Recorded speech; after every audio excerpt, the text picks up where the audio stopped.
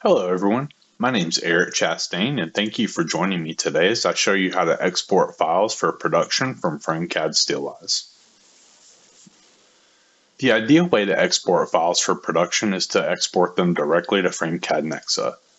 To do that, we can go to the Steelwise menu, go to Exports, and then go to Nexa Upload. Likewise, you can simply type Nexa in the command line. That'll open our Nexa upload screen.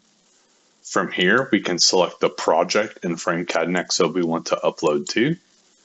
Under the Select Objects, we can select one of the individual tabs we've created, Panel 1, Truss 1. We can select all the tabs, clear all the tabs,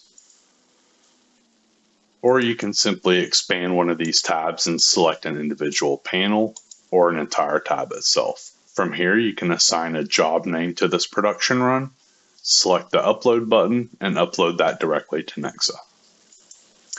If you prefer just to simply create RFY files, we can do that as well.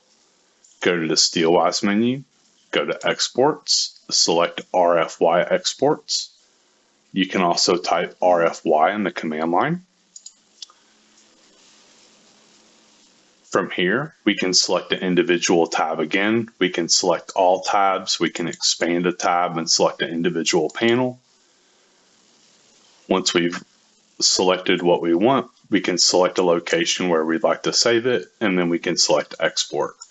Something to note is if you go to Border Setup, Options, Export Options, you can change the RFY ordering for sticks here. And you can change the export file type here, by section or single file. I always recommend by section because then if you have multiple profiles, it'll create multiple files, one for each profile that you export. Hopefully this has been helpful. Thank you for watching and have a great day.